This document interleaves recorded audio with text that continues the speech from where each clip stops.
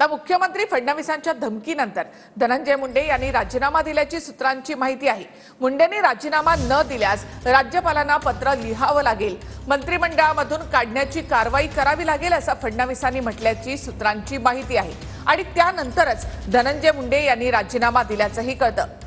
मंत्रिमंडळामधून काढण्याची कारवाई करावी लागेल अशी धमकी देवेंद्र फडणवीसांनी दिली होती। मुख्यमंत्री फडणवीस आधीपासून धनंजय मुंडेंनी राजीनामा द्यावा यासाठी आग्रही होते। यापूर्वी 3 ते 4 वेळा अजितदादांशी त्यांनी चर्चा केली होती। फडणवीसांनी धनंजय मुंडेंनाही समजावलं होतं, पण धनंजय मुंडे ऐकायला तयार नव्हते।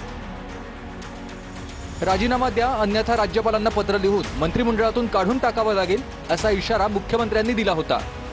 फडणवीसांच्या काल रात्रीच्या इशाऱ्यानंतर धनंजय मुंडेंनी राजीनामा दिला।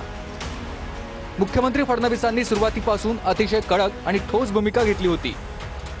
धनंजय मुंडेंच्या राजीनाम्यावर अजित पवारांनी भूमिका स्पष्ट करावी असं फडणवीसांनी म्हटलं होतं।